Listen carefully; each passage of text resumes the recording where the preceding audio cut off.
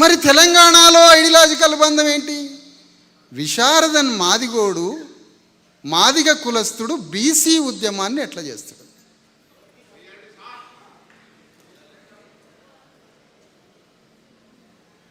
కానీ ఈ మాటలకి భయపడితే, ఈ మాటలకి బాధపడితే నేను విప్లవకారుని ఎట్లయితా?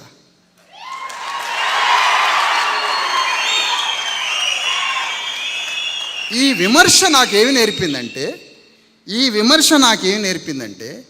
బీసీలందరికన్నా నేనే ఒక మెట్టు ఎక్కువ చేయాలనుకుంటున్నా బీసీలకు.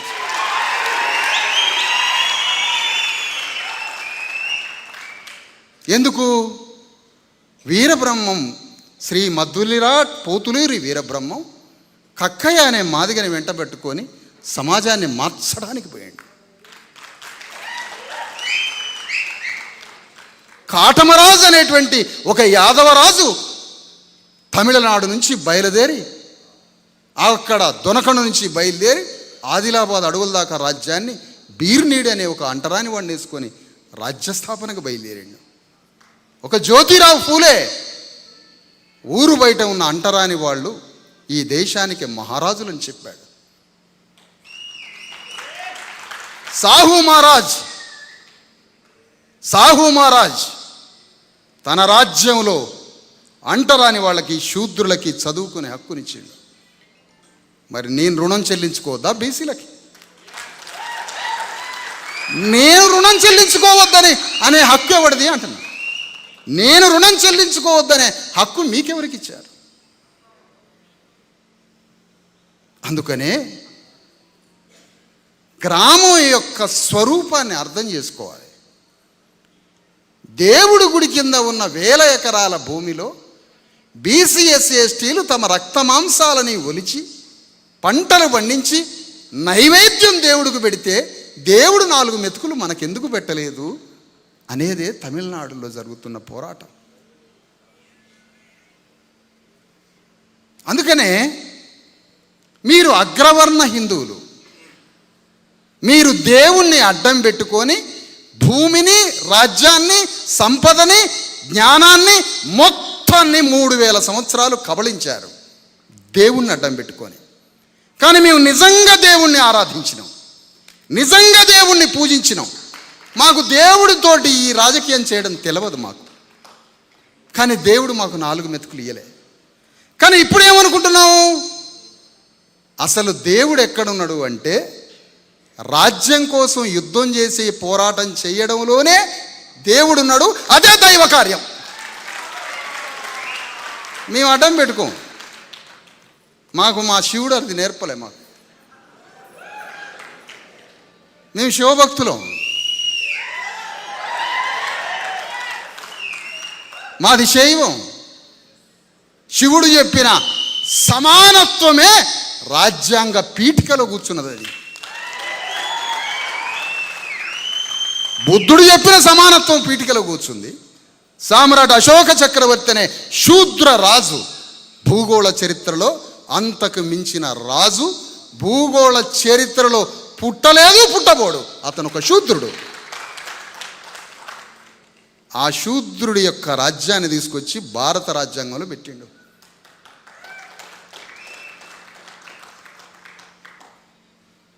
రేవంత్ రెడ్డి నా ఉపన్యాసంకి కేంద్ర బిందువు రేవంత్ రెడ్డి. మోస్ట్ డేంజరస్ ముఖ్యమంత్రి ప్రపంచంలో, భారతదేశంలో. డబల్ ఎడ్జ్డ్ బ్లేడ్, 2 వైపులా పదునైన కత్తి. రాహుల్ గాంధీ కూడా ఈ కత్తి నా గొంతుకు పడుతుందా, ఎవడు గొంతుకు పడుతుందని రాహుల్ గాంధీ కూడా భయపడుతున్నాడు రేవంత్ రెడ్డికి. ఎందుకు? ఎన్డీఏకి ఎంతమంది ఉన్నారు ఎంపీలు? ఇండియాకి ఎంతమంది ఉన్నారు ఎంపీలు? 2 కలిస్తే ఒకటి 300, ఒకటి 250. ఈ 2 వర్గాల ఎంపీలకు మద్దతు కూడా తేగలిగేంత నేర్పరి రేవంత్ రెడ్డి. ఎందుకు? నువ్వు ఇద్దరితో సంసారం చేస్తున్నావు. నువ్వు ఇద్దరితో సంసారం చేస్తున్నావు కాబట్టి బీసీల రిజర్వేషన్ కోసం నువ్వు ఇద్దరిని ఒప్పించాలి. ఎందుకంటే నువ్వు ఇద్దరితో సంసారం చేస్తున్నావు కాబట్టి నువ్వు ఇద్దరిని ఒప్పించాలి. ఇట్లా భారతదేశంలో చంద్రబాబు నాయుడుకి భయపడుతున్నారు, ఆ తర్వాత రేవంత్ రెడ్డికి భయపడుతున్నారు. చంద్రబాబు నాయుడు ఏమో ఎన్డీఏలో ఉన్నాడు, కానీ వీడు ఇండియాతో కూడా సంబంధాలు పెట్టుకొని ఉన్నాడని మోడీ భయపడుతున్నాడు. రేవంత్ రెడ్డి ఇండియాలో ఉన్నాడు, ఎన్డీఏతో సంబంధాలు పెట్టుకుంటున్నాడని రాహుల్ గాంధీ భయపడుతున్నాడు. ఏదైతే ఏంటి మేము 100 మంది 200 పోయి ఢిల్లీ పోయి సలిల జావమంటావా? ఆడ ఆర్పిఎఫ్ బోర్డర్ సెక్యూరిటీ ఫోర్సు వాళ్ళు పోలీసులు మా మీద కాల్పులు జరిపే బుల్లెట్ల వర్షమో, వాటర్ వర్షమో, రబ్బర్ బుల్లెట్లో, టియర్ గ్యాసులో దానికి పోయి చావాలనా? ఒక ముఖ్యమంత్రి శాసన వ్యవస్థ నాయకుడు, ఒక ముఖ్యమంత్రి స్వయంగా ఢిల్లీలో యుద్ధం చేయడమా? నీకు వాగ్దానం ఇచ్చినప్పుడు వాడినే పట్టుకోవాలి కదా. పోతాం 2 సార్లు, రేపు ఢిల్లీ పోతాం. ఓ పార్లమెంటు సభ్యుడు డబ్బులు ఖర్చు పెడతాడు, ఎందుకు? వాని మీదకి పోరాటం రాకుండా మనం తీసుకుపోతాడు ఢిల్లీ, సలిలో కూర్చోబెడతాడు, బిర్యానీ తినిపిస్తాడు, మళ్ళీ ట్రైన్కి బుక్ చేస్తాడు. కానీ దీనితో పేపర్లో రావడం తప్ప పేపర్లో చట్టం రాదు మనకి. మరి ఏం చేయాలి? రేవంత్ రెడ్డితో యుద్ధం చేయించాలి. రేవంత్ రెడ్డితో ఎందుకు యుద్ధం చేయించాలి? ఈ కార్యం ఎట్లయితుంది? ఈ కార్యాన్ని ఫలించడం ఎట్లా? భారతీయ జనతా పార్టీకి భారతదేశమంతా అధికారంలో వచ్చిన అస్సాంలో వస్తుంది, కేరళలో వస్తుంది, బెంగాల్లో వస్తుంది, తెలంగాణలోకి రావడం ఎట్లా అని ఆలోచిస్తున్నారు. దానికి నైతిక ప్రాతిపదిక లేదు. బీజేపీకి ఒక నైతిక వాదన లేదు, సమాజానికి ఇచ్చే ఒక నైతిక ఆలోచన లేదు, దానికి ఒక moral value or moral support లేదు. ఏ అంశంతో బీజేపీ తెలంగాణలోకి రావాలి? ఏ అంశంతో తను వస్తే అధికారం వస్తుంది తనకి? బీసీ ముఖ్యమంత్రి అంటే నువ్వు 42%కే కాలడ్డం పెట్టి మమ్మల్ని నాశనం చేయాలనుకున్నాడు నీ ముఖ్యమంత్రి ఏందిరా? నువ్వు 42% సంగతి ఏంటి? నువ్వు దీని గురించే తేల్చనోడివి. నీ ముఖ్యమంత్రి పదవి, నీ భోగస్ వాగ్దానాన్ని నమ్మము. ఎందుకు? నువ్వు 42%కే 9th షెడ్యూల్లో పెట్టేయడానికి నీవు అడ్డుపడి చెయ్యం, 9th షెడ్యూల్లో పెట్టం అని ఓపెన్గా 3 కోట్ల మంది బీసీలకి చెప్తున్నాడు బీజేపీ పార్టీ. ఎంత ధైర్యం! 3 కోట్ల బీసీలు శరీరాలే కదా. వాటికి బాయిలర్ చికెన్ వేస్తే ఆ శరీరాలకి, వాటికి కోటర్ సీసాలు ఇసిరేస్తే ఆ శరీరాలకి మాయమాటలు, కోటర్ సీసాలు, చికెను, ఒక మనిషికి 4,000 రూపాయలు పడేపిస్తాం. కొండా విశ్వేశ్వరరెడ్డితోటో, అనిల్తోటో, అంబానీతోటో, ఇంకెవడన్నా బీజేపీలో వస్తే వానితోటి వేపిస్తాం. 3 కోట్ల మందిని కొనలేమా? అవి శరీరాలేగా. తమిళనాడులో కొనలేరు, అవి శరీరాలు కాదు, ఆత్మలవి. సోల్ ట్రైనింగ్, ఆత్మ శిక్షణ జరిగింది అక్కడ 100 ఏళ్ల నుంచి. మనకేం జరిగింది? సాయుధ పోరాటం, అమరవీరులు. యమ ఇష్టం మనకు ఆ పదం. అమరవీరులు, సాయుధ పోరాటం. అమరుడయిండు, మావోడు అమరుడయిండు. కేసీఆర్ అమరుడు కావాలా, రేవంత్ రెడ్డి అమరుడు కావాలా? ఆ తెల్లటి మంచి బుగ్గలతో వస్తాడు ఆ కేటీఆర్. అరే చూడలేకపోతున్నారా బాబు, 20 ఏళ్ళ నుంచి ఒక్కసారి గడ్డం పెంచు. కేటీఆర్ అమరవీరుడు కావాలి. ఈ మాటకి వాళ్ళకి కోపం, ఈ మాటకి మనకి సంతోషం. అమరవీరులు అంటే మనకి సంతోషం. అమరవీరుడు కావాలంటే వాళ్ళు మన మీద కత్తులు దూస్తున్నారు. కారణం ఏంటి? అమరత్వాన్ని ప్రేమించడానికి కారణం ఏంటి? నీకేమీ రాకపోయినా నువ్వు అమరత్వాన్ని ఎందుకు ప్రేమిస్తున్నావు? మరణాన్ని ఎందుకు ప్రేమిస్తున్నావు?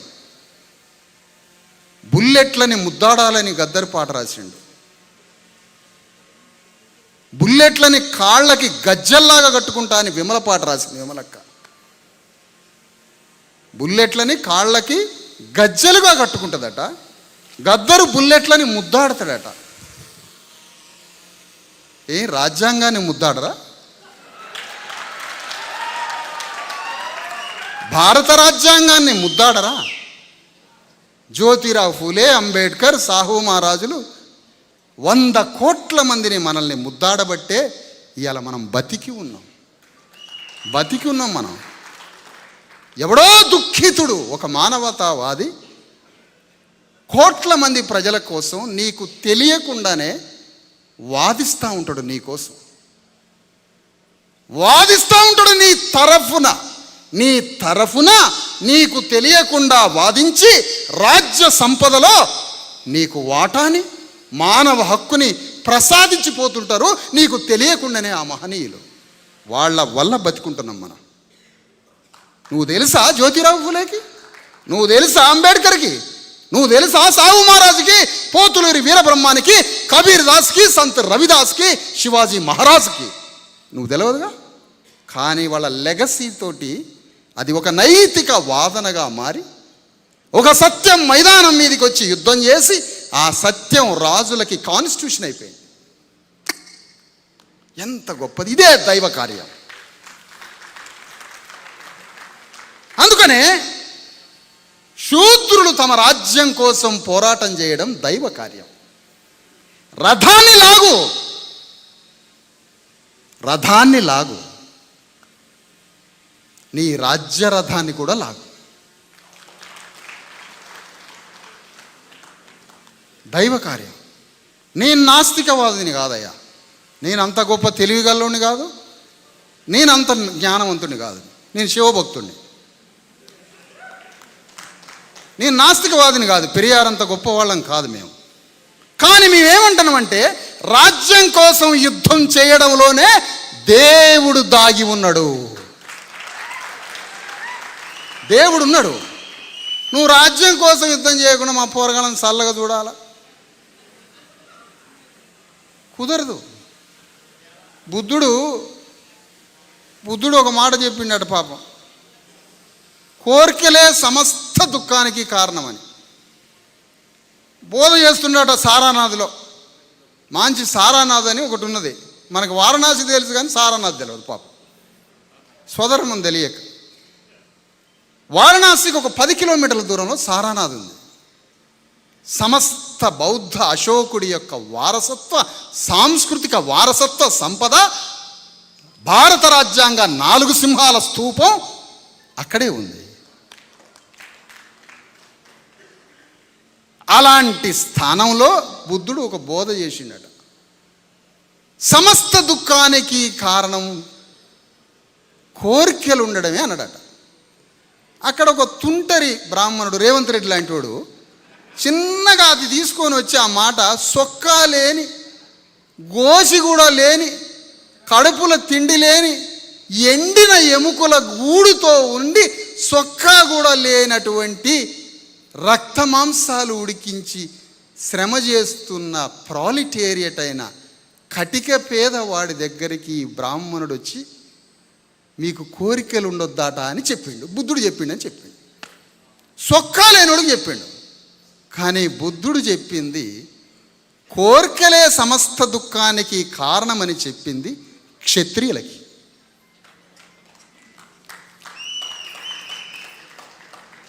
క్షత్రియులకు ఆ మాట చెప్తే ఆ మాటను తీసుకుపోయి రేవంత్ రెడ్డి శాస్త్రి పేద బట్టలు లేనోడికి చెప్పాడు. కానీ మానవ జీవితానికి కోర్కే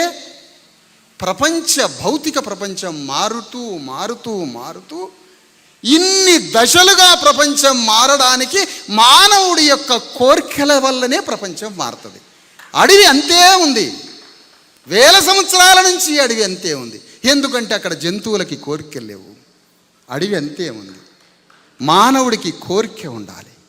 కానీ కోరిక బుద్ధుడు చెప్పిన మాటని రేవంత్ రెడ్డి శర్మ గారు వచ్చి సొక్కలేనివాడికి చెప్పిండు. కథం మటాష్ అయిపోయింది మన జీవితం.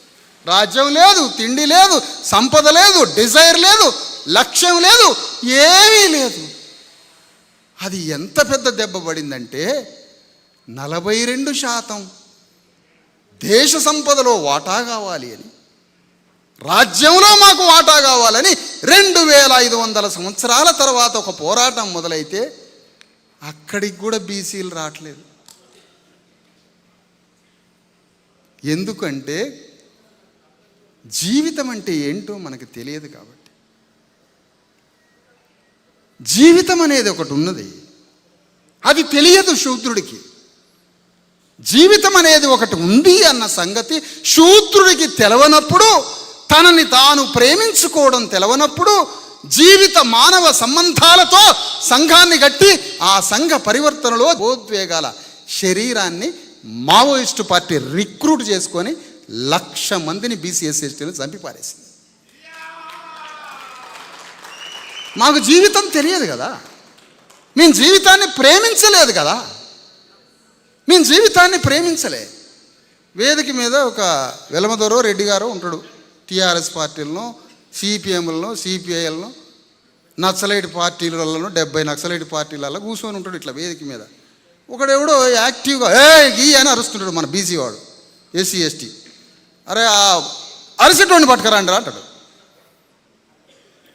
అతనికి పార్టీలో సభ్యత్వం ఇచ్చి రిక్రూట్ చేసుకొని, అరే వీడు ఎక్కువ అరుస్తున్నాడు, ఇతన్ని ఎక్కడికి పంపాలనో అక్కడికి పంపండి.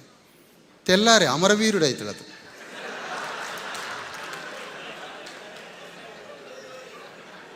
ఒక 7 సంవత్సరాలు 8 సంవత్సరాల పాప ఇట్లా ఇట్లా తిరుగుతుంటుంది తండ్రి చేతిలో.